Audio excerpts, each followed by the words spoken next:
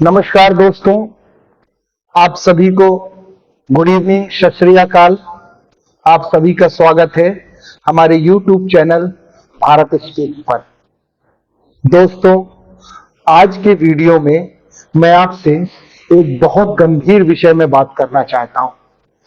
हम सब जानते हैं कि हमारे पड़ोसी देश बांग्लादेश में हाल ही में शेख हसीना जी, जो वहां की प्रधानमंत्री थी, सरकार के खिलाफ विद्रोह के चलते उन्हें प्रधानमंत्री पद से इस्तीफा देना पड़ा और अपना देश छोड़कर उन्हें भारत में शरण लेनी पड़ी।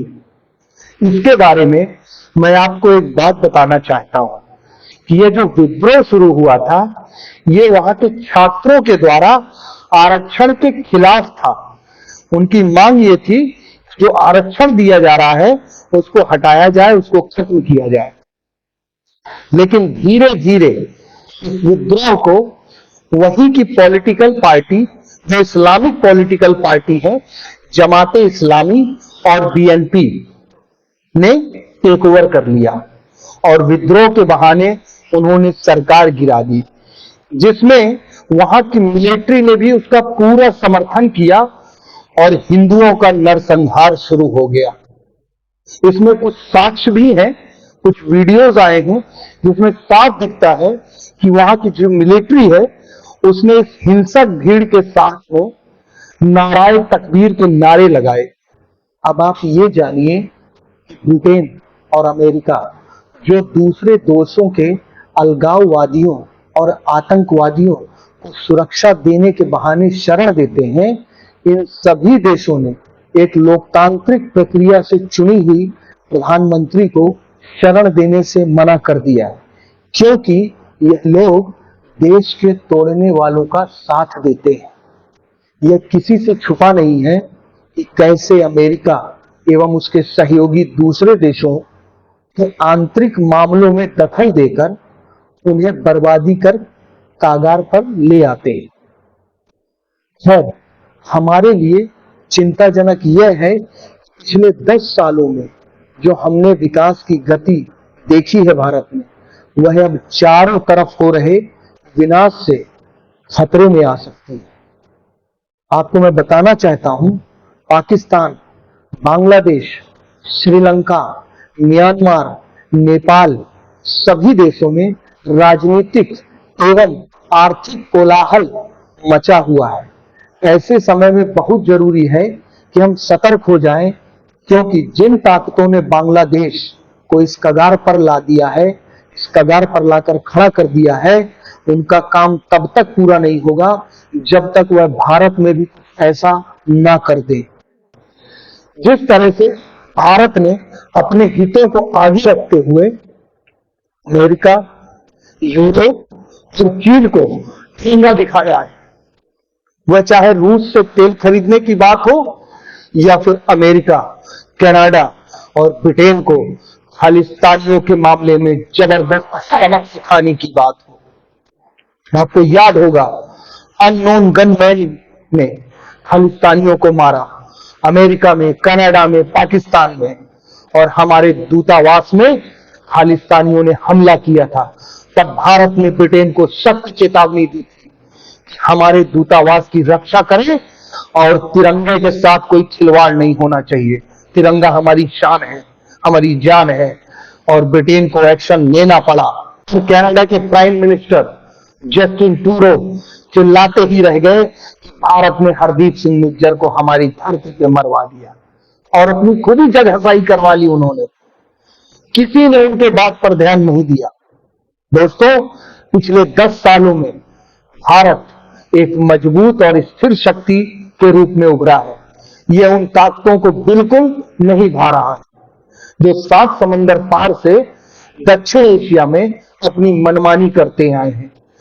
आज बांग्लादेश में हिंदुओं का नरसंहार हो रहा है, लेकिन पश्चिमी मीडिया में कोई आक्रोश या सहानुभूति नहीं दिखी, क्योंकि हिंदुओं का मुद्दा उठा तो भारत में सत्ता परिवर्तन नहीं हो पाएगा।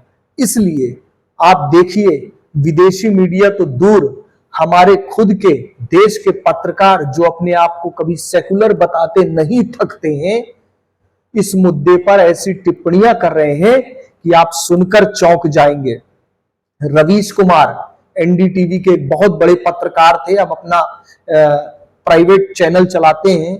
वह कह रहे हैं कि बांग्लादेश में जो अराजकता फैली है वह सिर्फ लोगों को शक्ति की अनुभूति हो रही है।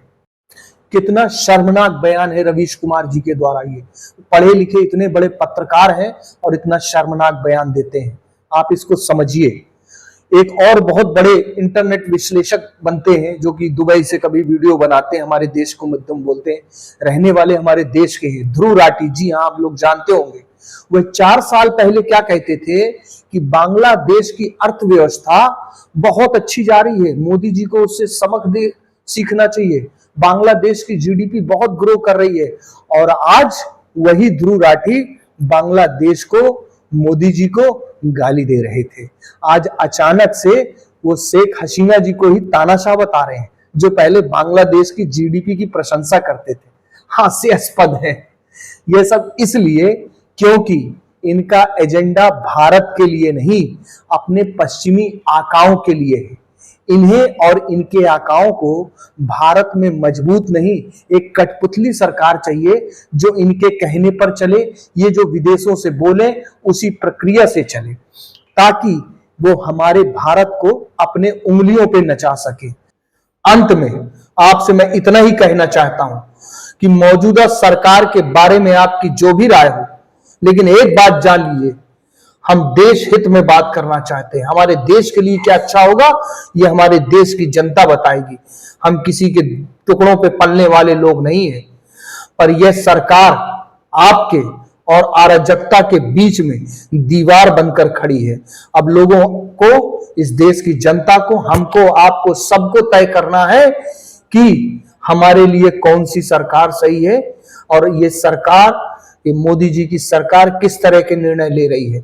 आपको याद होगा कि राहुल गांधी अमेरिका से कहते थे कि आप बोलते नहीं इन मुद्दों में, आप बोलते नहीं भारत के मुद्दों पे, और वही अमेरिका सब देश मिलकर आज बांग्लादेश को बर्बाद कर दिया।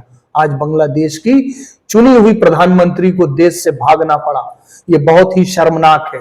दोस्तों, मैं आप सभी से यही कहना चाहता हूं कि हम सबको एक होके अपने देश के प्रधानमंत्री के साथ खड़ा होना पड़ेगा और देश में हमारी जो सरकार चल रही है उसका खुल के समर्थन करना पड़ेगा, क्योंकि ये बहुत दिनों बाद ऐसा समय आया है जब हमारे देश में ऐसा प्रधानमंत्री हमें मिला है जो सभी देशों से एक मुश्त होके पंगा लेके और देश की जनता के साथ खड़ा कर रहा है और 135 करोड़ देशवासियों के विश्वास पे खड़ा उभरा है।